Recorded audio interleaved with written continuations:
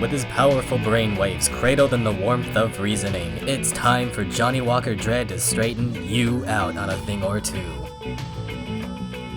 Emanating all the way from exciting Las Vegas, Oklahoma, it's the Johnny Walker Dredd Show. Well, I've been taking aim at the reporting in the Kenosha shootings with Kyle Rittenhouse. Much of the reason why the world has turned against Kyle is because of some really shoddy reporting. Journalism has really fallen by the wayside. I've said it many times. Journalism is the candy store of a university's curriculum, and we're seeing it. Last time I focused on the ramblings of a amateur journalist named Sean Enlow. This time I'm going to look at a more professional attempt by the Milwaukee Sentinel. And you're going to see some evidence of bias that's coming out here. The question here is, well, the headline is, why aren't we reporting on the records of the victims of the Kenosha protest shooting and answers to other questions about our coverage? Okay, so they've been catching some fire because they haven't been exactly good at disclosing facts that are, in my opinion, quite relevant to what took place. And of course, these facts are, ones that would probably help Kyle or Officer Shevsky in the Jacob Blake shooting. So let's take a look here. Our natural instinct as journalists is to report what we know. Yeah, but that instinct has to be tempered by the demands of accuracy and fairness. Yeah, we wouldn't want to be unfair. Well, we wouldn't want to be unfair to those who we like. Sometimes we must wait until we can independently verify a detail to ensure its accuracy. Other times, certain details aren't relevant to what's being reported, whether true or not, and including them might color a story unfairly. Okay, that's where the problems begin. I'm not necessarily disagreeing with what they've written here, but you're going to see how they apply it. We've gotten questions from readers about our reporting on the shooting of Jacob Blake by a Kenosha police officer in Kenosha on August 23rd, and about the shooting deaths 2 nights later of 2 protesters and the wounding of a third. Kyle Rittenhouse, a 17-year-old from Antioch, Illinois, has been charged with those shootings. Okay, so far, so good. Here are answers to some of the most frequent questions we've received. Now, these are like frequently asked questions deal where you kind of get to make up the questions that you want to put in there. And so these are not necessarily questions that they have received, but okay. Why aren't you reporting on Jacob Blake's record? Now, that's a good question. We did not report on Blake's record in our initial stories because it was not clear that a warrant on file was a factor in police being called to the residence of the 2800 block of 40th Street in Kenosha. Okay, once we learned that responding officers were aware of the warrant, we reported it. The warrant dates from a May 2020 domestic incident in which Blake was accused of sexually assaulting a woman and stealing her debit card and car keys. The case has not gone to trial. We've also published a PolitiFact Wisconsin article fact-checking an inaccurate Facebook post that mentioned the warrant. You're investigative journalists. Why are you going to PolitiFact? You don't have to go to PolitiFact. You could do, investigations of your own. Isn't that what, as reporters, you've been trained to do? Don't go to PolitiFact. Bunch of biased political hacks. Now notice, once we learned that responding officers were aware of the warrant, we reported it. But keep in mind, Blake had a felony warrant for his arrest. I think that's kind of important. Well, we're not sure that it was a factor in why we're there. It doesn't matter. If you want your readers to have a good understanding of what took place, the fact that the person who shot had a felony warrant for his arrest is kind of important for them to know. It might paint the actions of the police officers as a little bit more justified if people know, oh, wait a minute, he had a felony warrant out for his arrest. Maybe the police officer had a good reason to do this then. You're withholding that information, and you're withholding the information for a reason. You don't want the people defending the police officers. Why aren't you reporting on the records of the people Kyle Rittenhouse is accused of shooting? There is no evidence so far that the backgrounds of the three victims, Anthony Huber, Joseph Rosenbaum, and Gage Grosskreutz, had anything to do with the clashes that led to the deaths of Huber and Rosenbaum and the wounding of Grosskreutz. True, but it might have. That's the problem. It might have. Rosenbaum was psychotic. He was in a mental health facility earlier in the day. He has a very vicious, violent past. That's important for people to know. They are the victims of a shooting. Oh, they're the victims. Okay? And as far as we can tell, their past legal records have no bearing on them being shot during a protest. All right? If more facts emerge that show their backgrounds are relevant to what happened that night in Kenosha, we would revisit our decision. For instance, if there is evidence that any of the victims' backgrounds could have affected their interactions with Rittenhouse, or if he knew anything about them before the shooting. Let's see here. The victim background, the fact that Rosenbaum had seriously hurt his fiancée earlier in a violent exchange to the point where he was arrested. That might have affected his interactions with Kyle. The fact that he was in a mental health clinic earlier in the day, that might have affected his interactions with Kyle.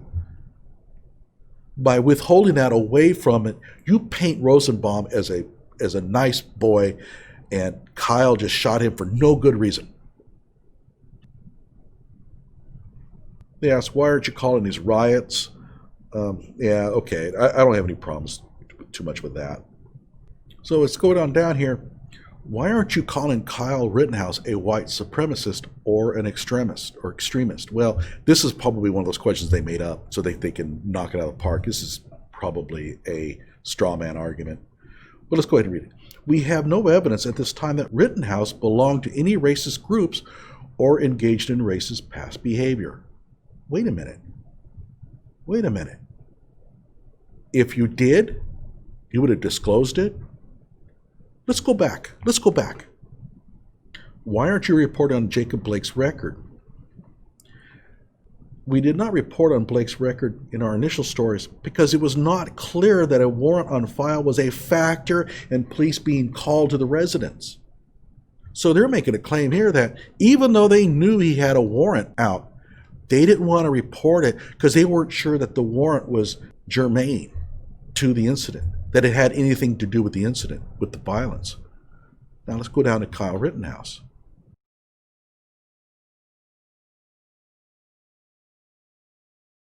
Why aren't you calling Kyle Rittenhouse a white supremacist? We have no evidence at the time that he is a white supremacist. But if you did, they're not saying that they would have withheld it. Even though there's no claim here made that his belonging to a white supremacist group, if he did in fact belong to one, had anything to do with the shootings. I want to look at a Milwaukee Sentinel article. And essentially, it looks like the newspaper has come under a lot of attack here for not reporting certain things associated with both the Jacob Blake shooting and Kyle Rittenhouse. And in their defense, they try to do as good a job as they can, but they sort of uncovered a problem with their bias here. Let's go ahead and read. The title is Why We Aren't Reporting on the Records of the Victims of the Kenosha Protest Shooting and Answers to Other Questions About Our Coverage. Okay. And by the way, notice they use the word victims here. Interesting. So, they talk about Jacob Blake.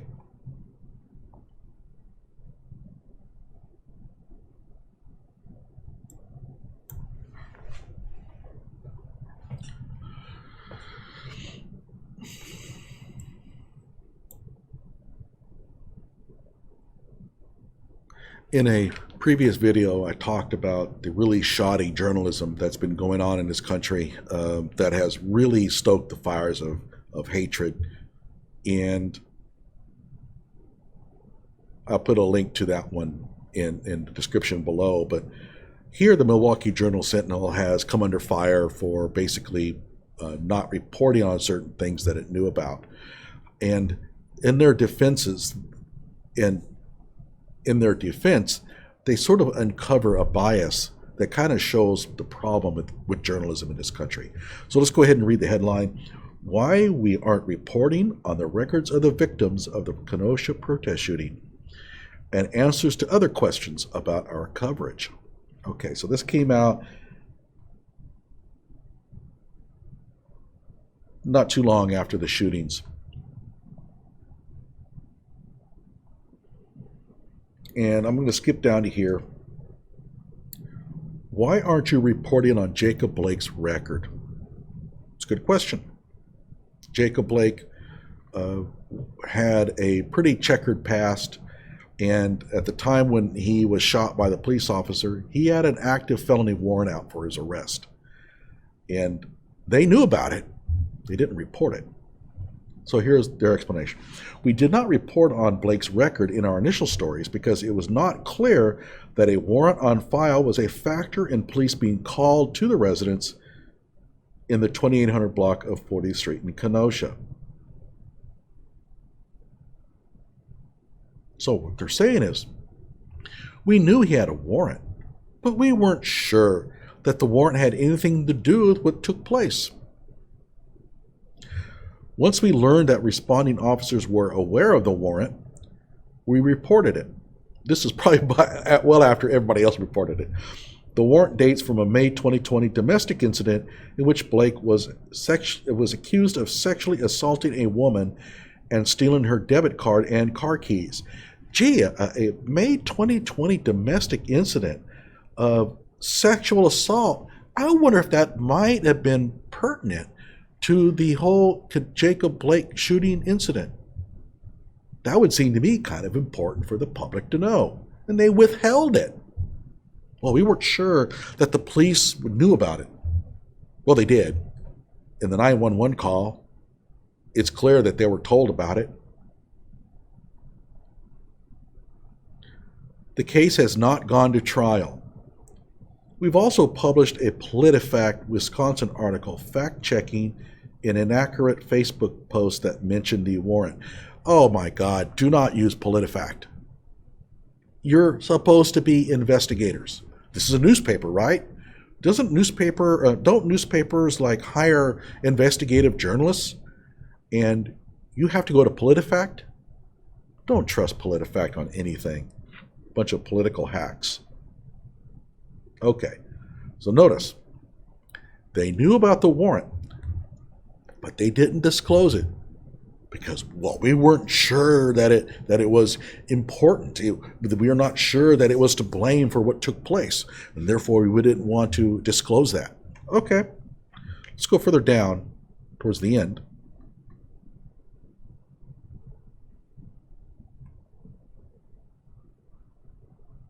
Why aren't you calling Kyle Rittenhouse a white supremacist or an extremist? And by the way, I don't think that this is a question that they got asked. I think they posted this one themselves. So this tries to make them look like they're more objective and stuff. Okay. So with Jacob Blake, they knew he had a warrant out for basically rape, and it was a felony warrant. Well, we're not sure that this really had anything to do with what happened, so we didn't want to post it. But with Kyle, they would have had no problem posting information about his racist leanings if he had any, even though they had no way of knowing that such leanings would have had anything to do with what took place. So this is how you do it in journalism. This is bias. This is how they do it. Like my video and subscribe to my channel.